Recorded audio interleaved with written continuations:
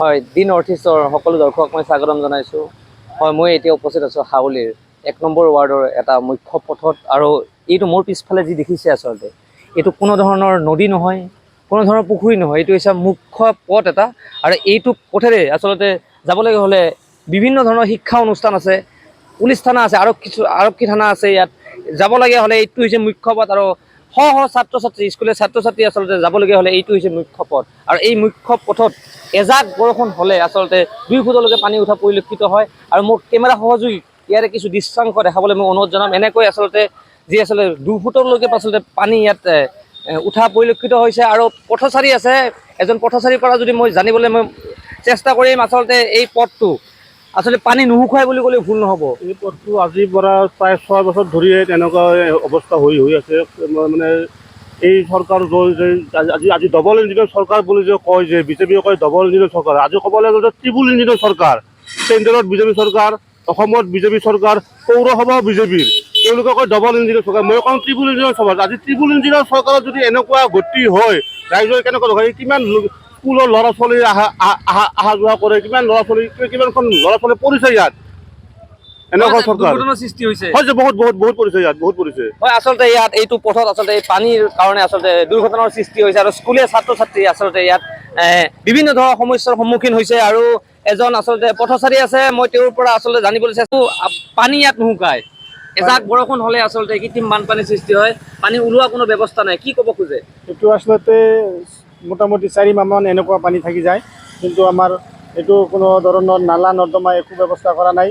আমাৰ পৌৰসভা ওচৰত আছে, তেখেতক আমি 2-3 বাৰ মিলি একেবাৰে কমপ্লেইন জনাইছিলোঁ। তেওঁলোকে ক'লে যে এনে কথা, আমি এইটো আমাৰ ৰাস্তা নহয়, এইটো PW ৰাস্তা, এইটো ইহঁতে কিবা কৰিব। আৰু তাৰপিছত আমাৰ এই ওচৰতে থানা আছে, থানাতে SP DC AIDC চবেই আহি ৰাস্তাটো চাই আছে, এনেকুৱা পানী, কিন্তু সিহঁতেও একো কোনো ধৰণৰ ব্যৱস্থা কৰা নাই।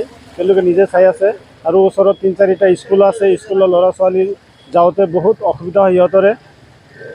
গতিকে ৰাস্তাটো যাতে সোনকালে অলপ ড্ৰেইন চেইনৰ ব্যৱস্থা সোনকালে কৰি দিয়ে, তাৰ বাবে মাননীয় DC ছাৰক অনুৰোধ জনাইছোঁ, ৰাস্তাটো যাতে সোনকালে অলপ ব্যৱস্থা কৰি দিয়ে। হয়, আৰু ক'ব লাগিব, যিহেতু ওচৰত বিভিন্ন ধৰণৰ দোকান আছে, আচলতে তেওঁলোকৰ তেওঁলোকৰ আচলতে কষ্টৰ সন্মুখীন হয়। মই যি ব্যৱসায় কৰা ব্যক্তি আছে, মই তেওঁৰ পৰা আচলতে মই জানিবলৈ চেষ্টা কৰিম। যিহেতু আপোনাৰ দোকান আছে ইয়াত, কি ক'ব খোজে, কেনেকুৱা কষ্টৰ সন্মুখীন হয়? বহুত অসুবিধা হৈছে আমাৰ, তাৰমানে দোকানত কোনো কাষ্টমাৰে নাহে, তাৰমানে এনেকুৱা অসুবিধা হৈছে। আৰু এইটো ৰাস্তা সদায় মানুহ অহা যোৱা কৰি থাকে। এনেহেন বিজি ৰাস্তা, মানে বৰপেটা ডিষ্ট্ৰিক্টত এইটোৱে ৰাস্তা এনেহেন হৈছে। তাৰমানে আমাৰ হাউলি থানাৰ ওচৰত, এইটো থানাৰ ওচৰৰ ৰাস্তা যিটো, এইটো এনেকুৱা হ'ব নালাগে। এইটো ইমিডিয়েট আমাৰ ৰাস্তাটো ড্ৰেইন কৰি দিব লাগে। পৌৰসভাক কি আহ্বান জনাব? পৌৰসভাকে কৈছোঁ, পৌৰসভাকে জনাই আছোঁ এইটো কথা। আৰু আমাৰ DC মহোদয়কে জনাই আছোঁ যে অতি সোনকালে আমাৰ এই ৰাস্তাটো ড্ৰেইনটো কৰিব লাগে। ড্ৰেইন নহ'লে আমাৰ কোনো উপায় নাই। আমাৰ দোকানত কোনো বেচা কেনা, মানুহে আহিব নোৱাৰে, কেনেকৈ বেচা কেনা হ'ব? আমাৰ ইমান ডাঙৰ ব্যৱসায় চলি আছে, ইয়াতে কোনো ৰাস্তাৰ কোনো ড্ৰেইনে নাই। কেনেকৈ ৰাস্তাটো ঠিক হ'ব? এইটো DC মহোদয়ক আমি অনুৰোধ জনাইছোঁ, আপোনালোকে আহি অতি সোনকালে ড্ৰেইনৰ ব্যৱস্থাটো কৰি দিব লাগে। এইখিনিয়ে মোৰ মন্তব্য। হয়, যিহেতু তেওঁলোকে ব্যৱসায় কৰি আছে, তেওঁলোকে যথেষ্ট কষ্টৰ সন্মুখীন হ'বলগীয়া আছে। তেওঁলোকৰ আচলতে গ্ৰাহক নোহোৱা হৈছে, কাৰণ এই 1 ফুট বা 2 ফুট ইয়াত যিহেতু পানীৰ সৃষ্টি হৈছে, ইয়াত আচলতে কোনো গ্ৰাহক নাহে। আৰু তেওঁলোকৰ ব্যাপক ক্ষতি হোৱা বুলি ক'ব লাগিব। আৰু সতীৰ্থক আচলতে আৰু আকৌ এবাৰ মই ইয়াৰে দৃশ্যাংশ দেখাবলৈ অনুৰোধ জনাম।